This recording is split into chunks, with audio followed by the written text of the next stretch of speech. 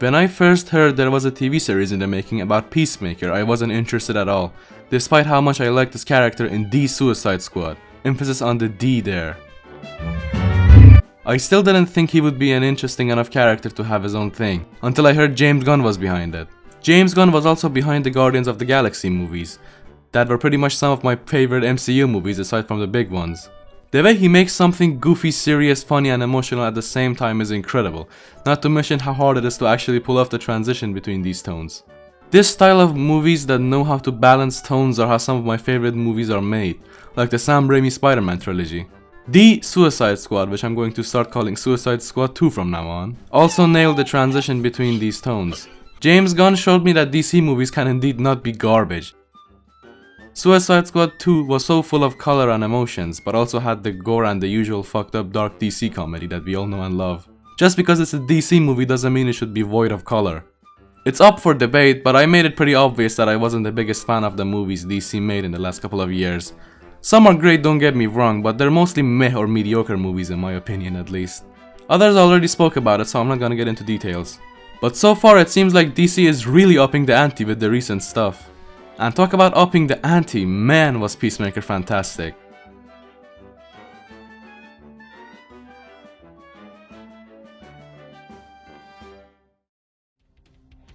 It's the typical fun James Gunn group of losers bonding alongside with badassery and emotional moments while dialed up to 1000. Every episode is outdoing the previous in almost every aspect. The characters are flawed but interesting. The humor is exactly my cup of tea most of the times. I can't apologize enough.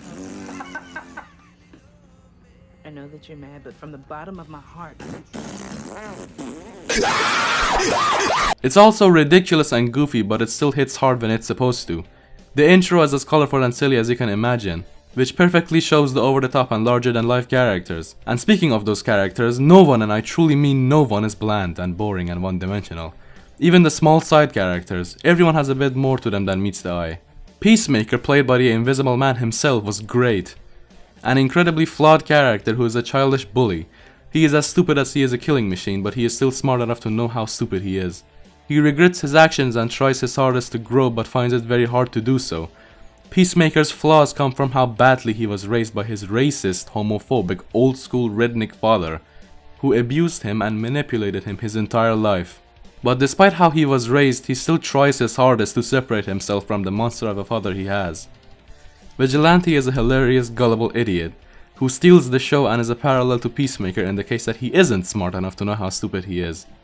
And his misguided actions remind Peacemaker of how his own actions look like to others.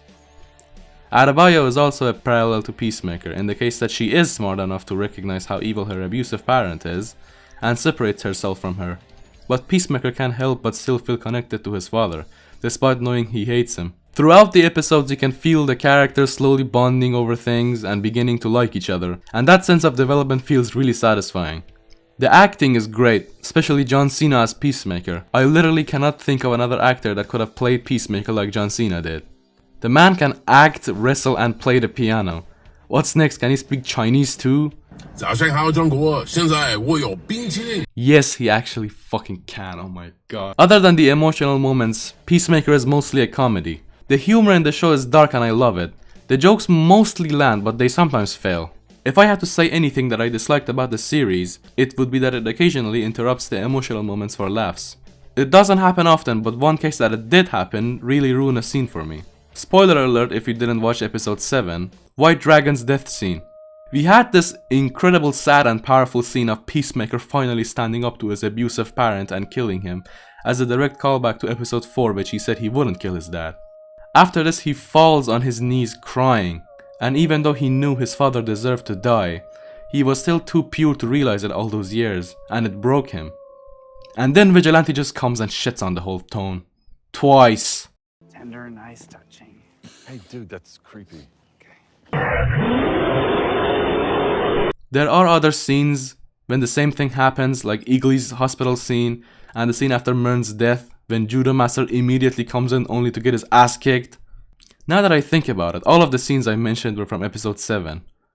Anyway, the overall plot was interesting, Butterflies as an antagonist were fun, and I love that at the end it showed how much Peacemaker grew since Suicide Squad 2. If they make another season, I'll be more than happy to review it, and as long as James Gunn is behind it, it won't disappoint. Overall, I feel like James Gunn was a huge improvement to DC in general. You might not agree with me about DC being in a bad state, and you're entitled to your own opinion, but I still believe the MCU is far more superior pretty much to anything DC puts out. I'm extremely excited for the upcoming DC stuff, especially the Batman. But until then, we'll have to wait and see.